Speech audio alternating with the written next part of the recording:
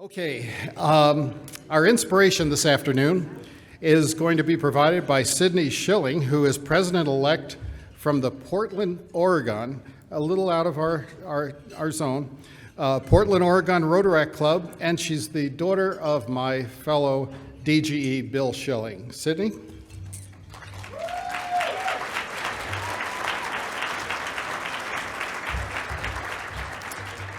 Hello, everyone. It's so good to be here.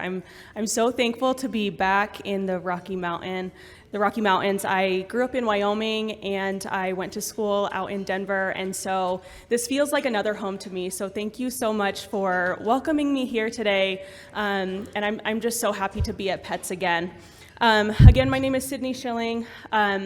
I am co-president-elect of the Portland Rotaract. I know it's a little bit out of the way, but I've been invited here. I have family in the crowd, and someone you'll be hearing from after me, Alia, one of my best friends, is here as well. And so I decided, hey, I might as well just come out and witness another PETS, right?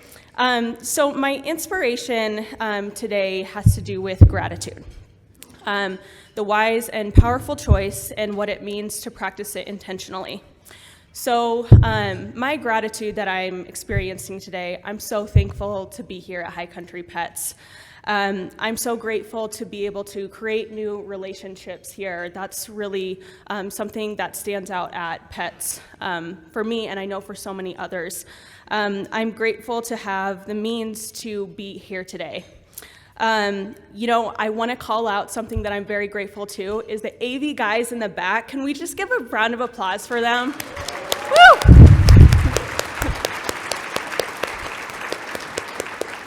They are killing it. They stay late every night to work on our slides and presentations, so thank you so much. And I'm in gratitude also for the hotel staff that has been such a great, round of applause. Yep. They've just been serving us so well this weekend. I'm also really grateful for my Rotary moment, which I wanted to take a second and share with you. So my Rotary moment was 3 years ago when I attended PETS for the first time as president-elect. Alia and I both attended PETS together as president-elects, and when I got to PETS, I had grown up with Rotary in the family. My dad, avid Rotarian, he voluntold me to be part of all these different service events throughout my childhood, and I understood the impact on a community level. But when I got to PETS at Pacific Northwest, I saw so many people so devoted to this organization that's not like any other organization in the world. And I saw so many Rotaractors devoted to this cause, and it was such a grounding moment for me. And we talk a lot about the relationships we build in Rotary and Rotaract. And Alia and I were there attending for the first time, and we just hit it off. We clicked like this, and we've been inseparable. And, I am so grateful that she's here today to be able to share with you her experiences and her knowledge. And I'm so excited that she gets to share that with you in the way that she has shared it with me and challenged me to be a better person and a better Rotaractor. Yeah. So I used to think of gratitude as something that was silly, something that was like for the touchy-feely people, and I was like, you know what, I'm more mature than that. I'm gonna be over here while you guys do your gratitudes over here, right? Well, I realized that gratitude is a really important mechanism for my own mental health. And I started to see gratitude as a tool to reframe challenges as opportunities. See, it's really easy to practice gratitude when we're feeling good about our lives, when our careers are going well, when we have really great relationships around us, but it's really difficult to practice gratitude in moments when we feel the most challenged. And so in the times when we feel defensive and we want to crawl into our skin, I think it's really important to lean into those moments and have gratitude for learning in those moments. So my example of this is When I was in grad school, I went to grad school out here in Denver, and I'm really passionate about social justice, so I did a social change track at Alia School of Theology. And there at Alia, we were called in by our professors to examine the different privileges that we hold. And so for me, that looked like examining what it means to be a white woman, to be cisgendered, to be able-bodied. And this is an ongoing exploration for me that I get the opportunity to explore every day. And so there were many moments when I felt like being defensive. And it was in those moments that I had to decide whether I wanted to grow or whether I wanted to crawl back into my comfort hole. And the way that I challenged myself to lean in these moments is by practicing gratitude for the opportunity to be there and to be challenged in these ways. And so this weekend, we're all here to learn and celebrate being leaders in our districts and in our clubs. And I want to encourage you to live in that gratitude and celebrate the wins and celebrate the relationships that you make with people around you, and celebrate the pride that you have in your clubs. And I also want to challenge you to lean into discomfort, not just this weekend, but further on down the road. Lean into the discomfort and see it as an opportunity where you get to grow. And the way that you get to do that, and that can fuel you, is by being in gratitude for opportunities to grow with people who are around you that believe in you and that love you. After all this year, the new Rotary mantra is Rotary opens opportunities. And so I want to ask, what opportunities are there that you can learn to lean into and express gratitude of leaning into those in order to live your best Rotary life and Rotaract life? I want to read, and I'll end here, on a poem from my favorite poet. Her name is Cleo Wade. She says, "Gratitude is a celebration we are all invited to. I saw a sign in my hometown one day that said, 'Until further notice, celebrate everything.' I have always kept it in my heart as a daily mantra because it exemplifies the simplicity of gratitude. Oftentimes we think gratitude is this big and complicated idea, but gratitude is simple. It is a thank you to everything and everyone allowing you to be in your story while it unfolds. Our stories may take twists and turns that create barriers between us and our gratitude, but when we start finding gratitude in small ways, we will begin to build the momentum we need to find gratitude in big ways. Creating a habit of gratitude also helps us to find it when we need it the most. Allow there to be lightness in the journey of finding your gratitude, remembering that it's a party to which you are always invited." Thank you so much.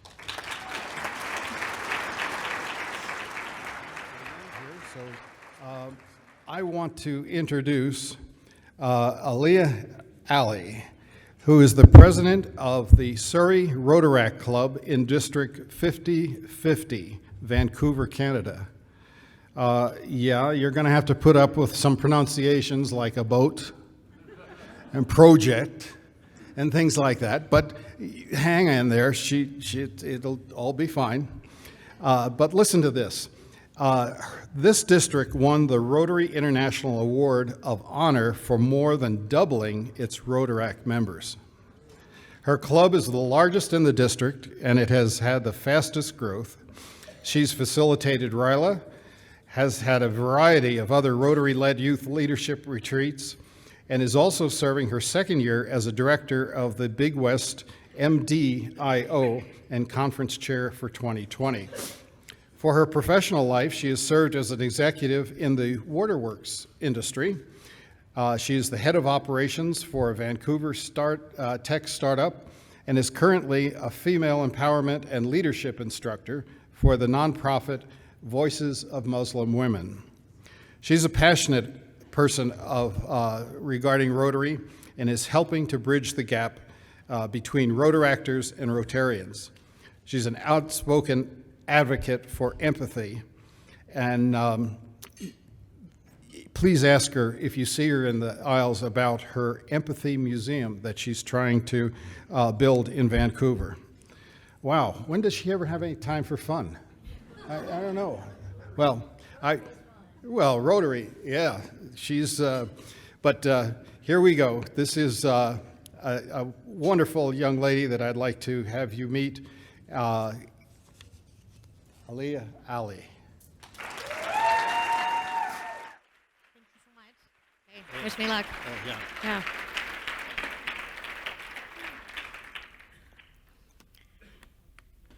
All right.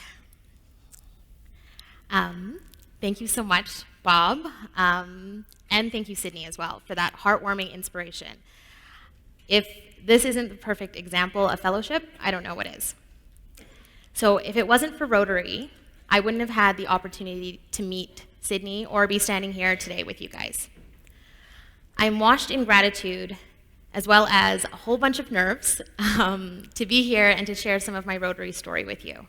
I'm hoping in it you can gain some insight in engaging the next generation of Rotarians, and for us to really talk about what a Rotary legacy means. Right. Perfect.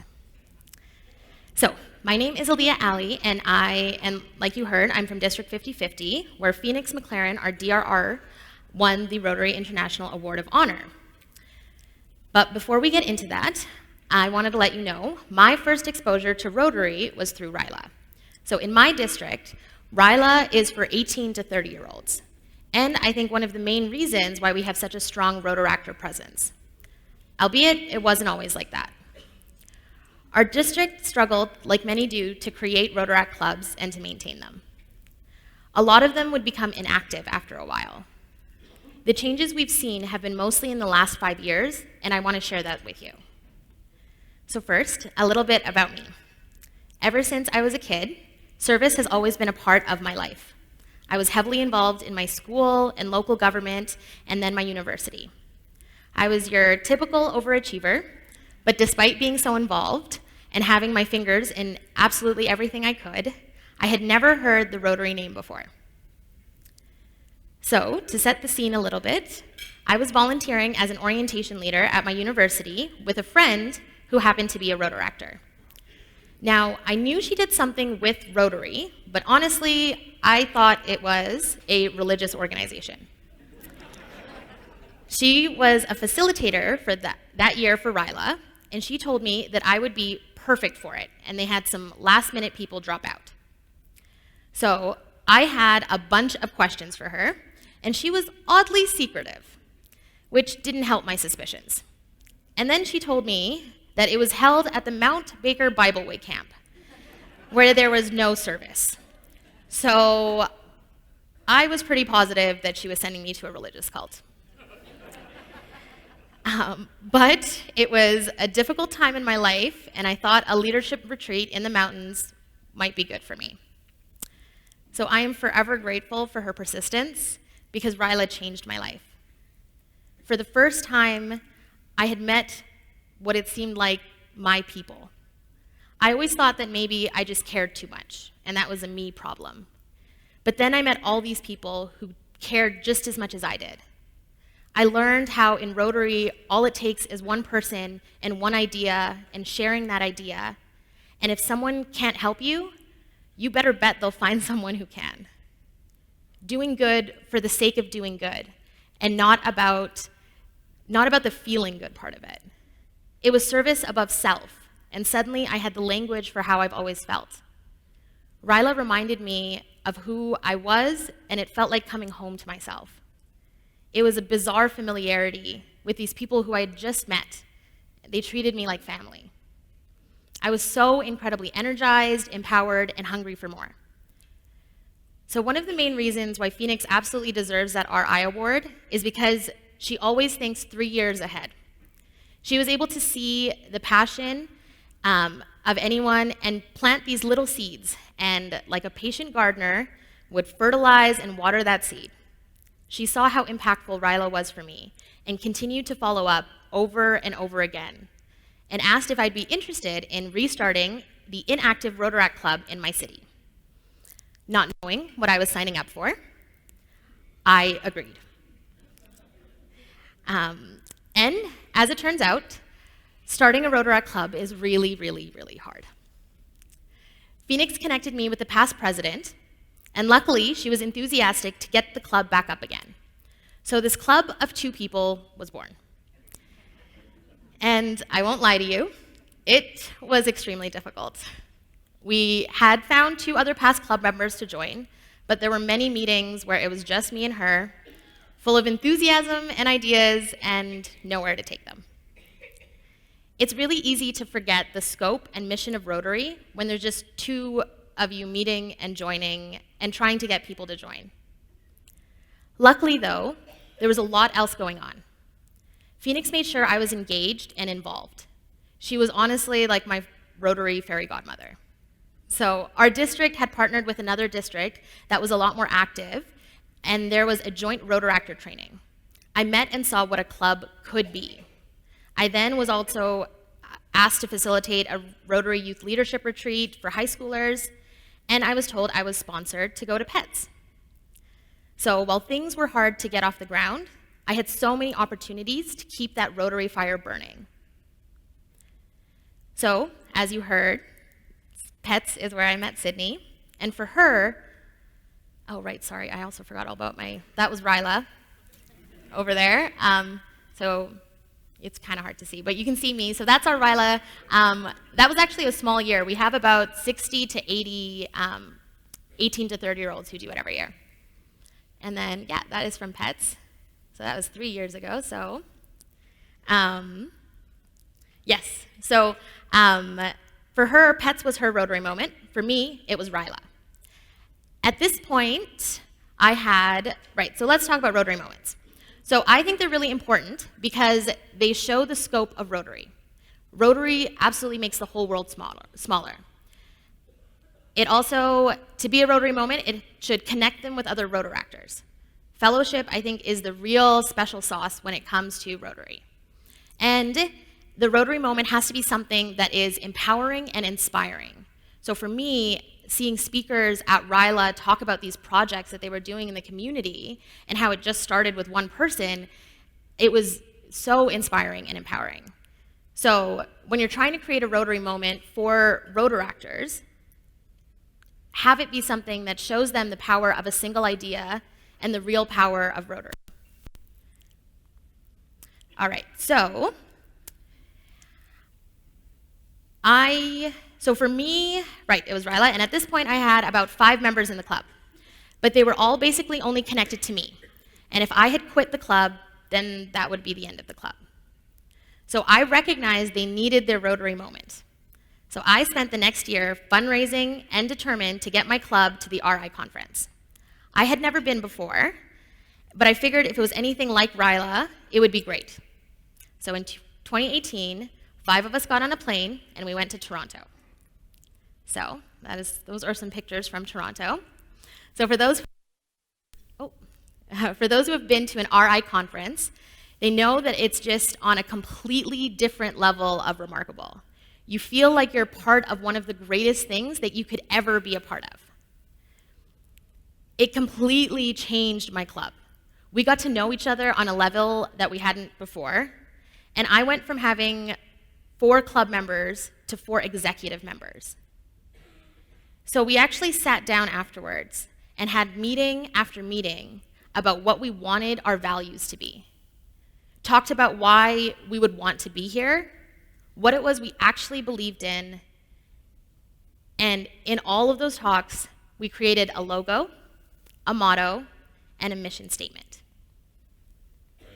So that is what you're looking at right now. So that is the design that we created. So the Surrey Rotaract Club, growing from the roots up. Surrey Rotaract provides an inclusive platform for young leaders to better the communities around us by being mindful of challenges, creating innovative solutions, and leading or supporting impactful initiatives. We strive to develop leadership skills to support each other to be our best selves and to enjoy the work we do. And then we picked 4 values. So we have Kaizen, which means continuous improvement. We believe in continuous growth, development, and leadership. Intentionally inclusive, So we are an inclusive platform that is open, safe, and respectful. Ubuntu, which is I am because we are, we work together as a team with a strong communication and reliability. And then spark your passion as our last value. We live our passion with fun, creativity, and a positive attitude. So our club went from 6 people to 26. We are the most diverse club in the district in every possible meaning of the word, where our members are different ethnicities, professions, educational backgrounds, religious backgrounds, sexualities, and our age range is from 19 to 32. So, yeah, we have service projects almost every week. It is one of the best things that I'm a part of, for sure. So that last picture on the end where we're kind of sitting, that's still missing like 5 members. So professionally, you heard a little bit about what I do, but I work to create thriving and productive workplace cultures and then do empowerment and leadership instruction. So my educational background is in anthropology, so this is the sort of stuff that I can't help but pay a lot of attention to. So there are 3 key factors that I think attributed to the growth of the club, and I encourage you to try these out in your Rotary clubs as well. So, fastest growing, largest club. So the first one is a no shame policy, always operating out of the most generous assumption possible. Now, not only does this save you a lot of mental energy, but it completely changes the culture. When someone hasn't shown up for a while, instead of saying, oh, look who decided to show up, or, oh, we thought you were dead, or, oh, I'm surprised you showed up. I like to think of the 4-way test with this one. So, yes, someone might not be showing up, so it's the truth. Your frustration is valid, so yes, your response can also be fair. And is this beneficial to all concerned? Maybe, maybe not, depends on the situation. You can make an argument either way. But the one that really doesn't hold up is, does this build goodwill and friendship? I actually start off my 4-way test this way and with this one. Because if it isn't building goodwill and friendship, then it doesn't need to be done and it doesn't need to be said because it doesn't follow the 4-way test. Next, flexibility. So when you want to attract different types of people, they will be on different paths in life, especially between 18 and 30. There are so many changes and differences. So instead of making it so you have to figure out your life for the club, we try and make the club work for the members.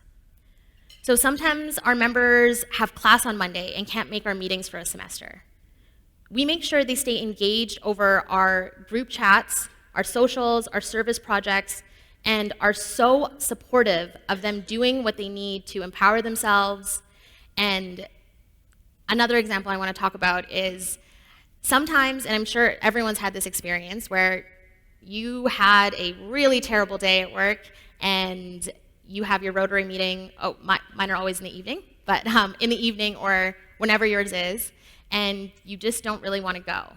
And so, but there's like some guilt, maybe I should, maybe I shouldn't. So in our club, if you taking a day or taking an evening to just self-care or to be like, you know what, I had a bad day and I need today, we aren't like, oh, okay, see you next week, or it's a celebration. It is a, oh my gosh, I'm so proud of you for doing that. You must have had a really hard day. Like, don't worry about it. Let us know if there's anything we need to put at the agenda. It's honestly like a celebration. Once you're a member of the club, we keep you because it always feels great coming back. So the next one, celebrate versus tolerate. We're a family and we're going to show up for each other like one. Dr. Lewis talked a little bit about this morning, and so no one likes to be tolerated. When people say we live in a tolerant society and this organization or space is tolerant, I cringe. I do not want to be tolerated. It doesn't feel good to be tolerated. I want to be celebrated. So I want to ask you, how can you celebrate the people in your life? And not just with Rotary, but also like the people in your life, like your family, your kids. How can you celebrate the members in your club? Like, what does that actually mean or look like? Bring some intention to it. That picture up there above celebrate versus tolerate, one of our members is a photographer. And so this picture here is a bunch of us going to his annual art show. Recitals, talks, whatever something that someone is up to, we celebrate it and we show up for each other. So, how do you start a Rotaract club? Well, I've broken it down to these things. So, first, you got to find 2 to 3 young people. You got to find the people who are inspired, or you're like, you know what, I know you're going to make a great Rotarian one day. So invest in those people and give them all the tools and resources to succeed. Sponsor them to go to leadership trainings, to the RI conference, to PETS. Really, really invest in them and give them the tools. Also, remove barriers. Space is really hard to find. And it was one of the hardest things when starting the Rotaract Club. And I hear this from Rotaract clubs all over the world, that it's hard to find a meeting place because we don't have the funds usually. And so even something like, hey, we just wanted to have donuts at the meeting or something like that, that ends up adding up. And so if you can remove the barriers, so creating, like having a space where your Rotaractors can go meet, having some funds for them to be able to print things out, for activities they might want to do or food they might want to include. Yeah. And then the next thing is help establish a yearly event. So this yearly event has to be something that gives your Rotaractors an opportunity to enhance their leadership skills. That's super key. So one of the things I noticed in the district is that the clubs that seem to not ever become inactive, it's because they have this yearly event. So I was like, okay, what is going to be my club's yearly event? So we came up, oh right, the Find Your Leaders, Remove Barriers yearly event. So the event that I created was called Rotaract.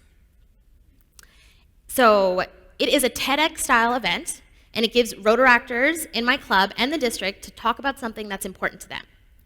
We all have something worth saying. And I wanted to create this platform. So we stay on theme with whatever the RI theme is that year, and the evening includes dinner, entertainment, and then the speakers. It's actually the only event in our district that has interactors, Rotaractors, and Rotarians. So it gives our district a way to actually interact with everyone. And yeah, so that was from this year. So we did Connects the World. So this is a preview from that first year. Because the perspective was that it was a waste of time, I had to change that perspective around to realizing that I could use it to grow. I was always a happy guy, but I wasn't satisfied with my life. I had all these insecurities I wanted to mask up. You really have to face how you feel. So I really had to deal with the fact that I was feeling grief. There's a lot of us who know how to pretty much, but it's what's getting in the way of how to that's the big issue.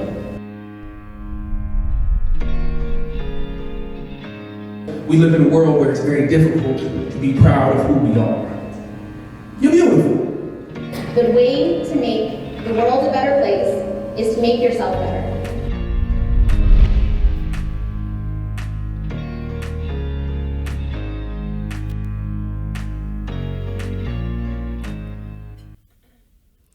So these are some of the examples of the speeches and topics that we had. As you can kind of see, they're wide-ranging and extremely interesting. It was kind of a gamble to do this. And the insanely supporting human being that Sydney was actually drove up from Portland to be there for the event.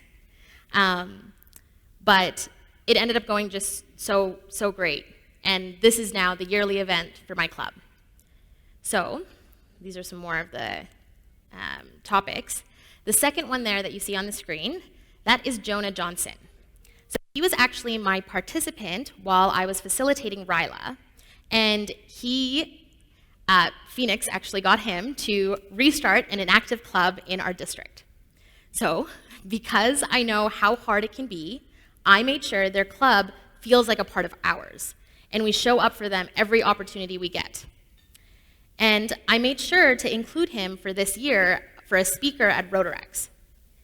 So, funny story, in his professional life, he's a financial advisor, and the week after Rotaract, he was at a restaurant with a client, and the waitress was a community member who had come and saw Jonah speak.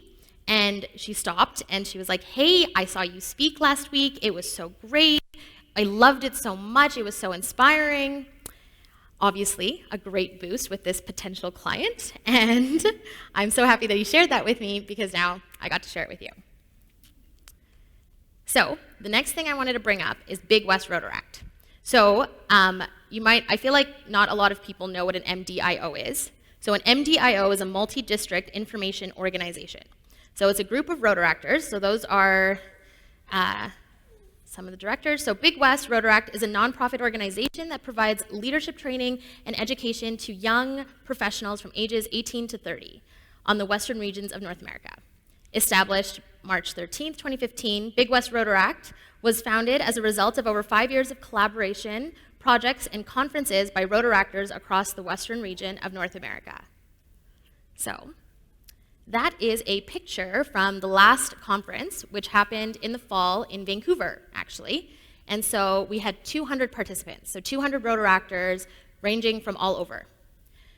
So the thing is that if you don't have something like this in your district or in your area, I really encourage you to find where they are and send your Rotaractors there. So, although Sydney and I are conference chairs, and I think conference is absolutely wonderful, and the next one is going to be in October in California, I think the coolest thing about Big West is, in my humble opinion, is our institute. This is the best and most detailed Rotaract-specific training I have ever seen. I think every Rotaractor should go to this. So this is what I meant by giving your Rotaractors in your district the tools to succeed. It's Friday to Sunday, and I wanted to share some of the curriculum so you can kind of see what Rotaract-specific training looks like. So we have delegation, true colors, which is like a personality typing thing, and we have communication skills, conflict resolution, risk management, Rotary 101, membership attraction, engagement, selling Rotaract, event planning, the Rotaract and Rotary relationship, setting goals, welcoming change, action planning, and open marketplace. So as you can see, it's very, very specific. When it comes to growing Rotaract in your district, I want to empower you as president-elects.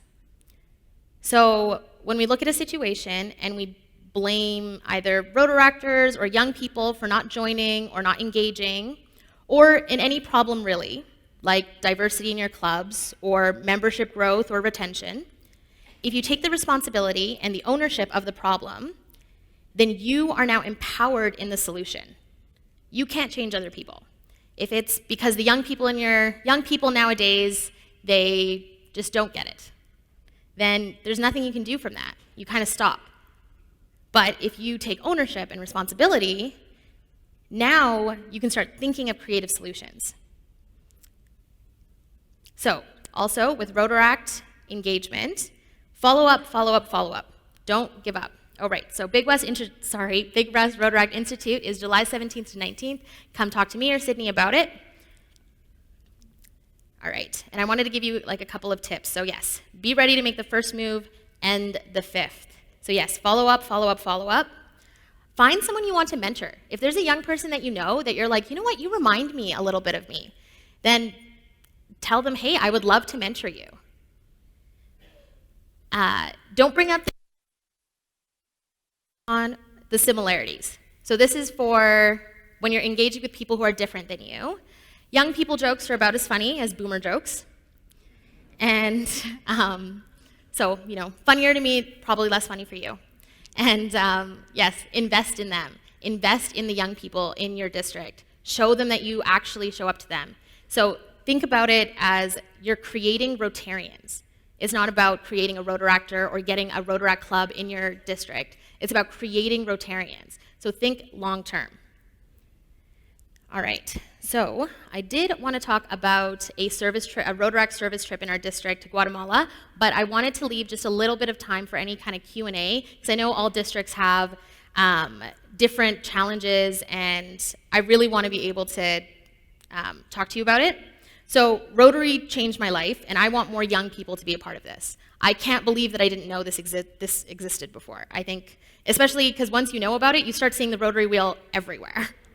And so please come talk to me about your district. I want to help. I'm around for the rest of pets. But yes, there's also a mic, I think. Do we have any more time for Q&A? Do we have like one question? Yeah. If anyone has like a question or two, a burning question, I'd love to answer. Mm-hmm.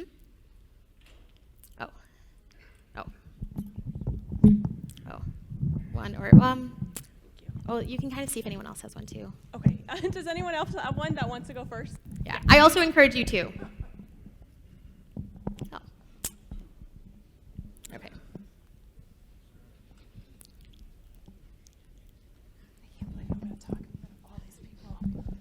I don't know how you talk in front of all these people. Oh my gosh. I'm just asking a question. I'm nervous. We have a really great club in our town. I'm from Steamboat Springs, Colorado. Yeah. And we have the Young Professionals Network. And they are an amazing group of 20 and 30-year-olds. And my question is, what do we have to offer them? Why would they become a Rotaract club? Because they are our natural Rotaract club. What do we have to offer them to get them to transition and become part of this organization, since they're already pretty well established? So sorry, this is it's already a Rotaract club, or it's just young people in your? No, in my opinion, it looks like a Rotaract club, but they are not affiliated with Rotary. They are, they call themselves Young Professionals Network. Okay, I understand. They do a lot of networking, and they do a lot of service projects too. So why would they join Rotary? So I want to know how we bring them over. What do we have to entice them to bring them over to our side?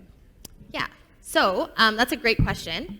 So I've been a part of a lot of different organizations. So I think one of the things that Rotary has that other organizations don't have is, one, tons of opportunities and travel opportunities specifically. I think the fact that this is such a worldwide organization is the real kind of like special sauce of Rotary.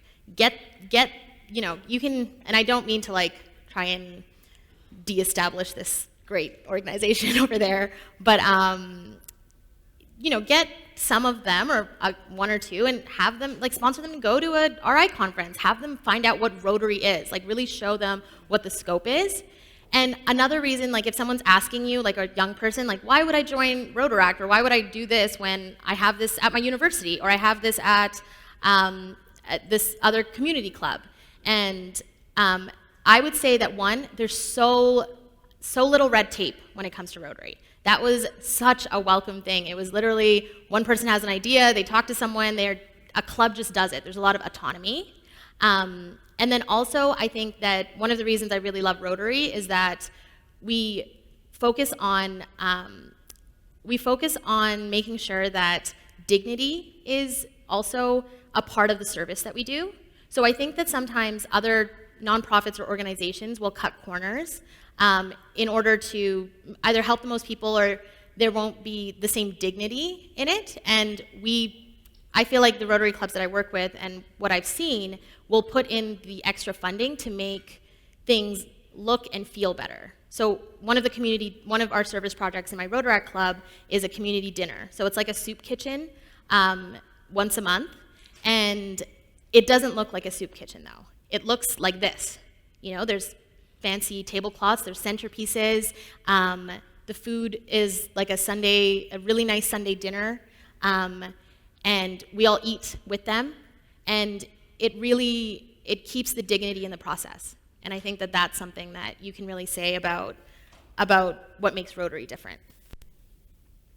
Yeah, okay. Do we have to? Yeah, all right, we gotta go. Okay, thank you so much for listening to me. I really appreciate it.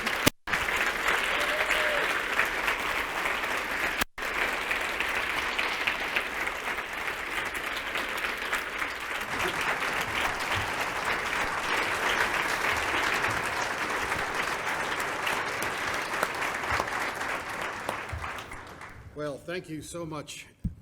We certainly appreciate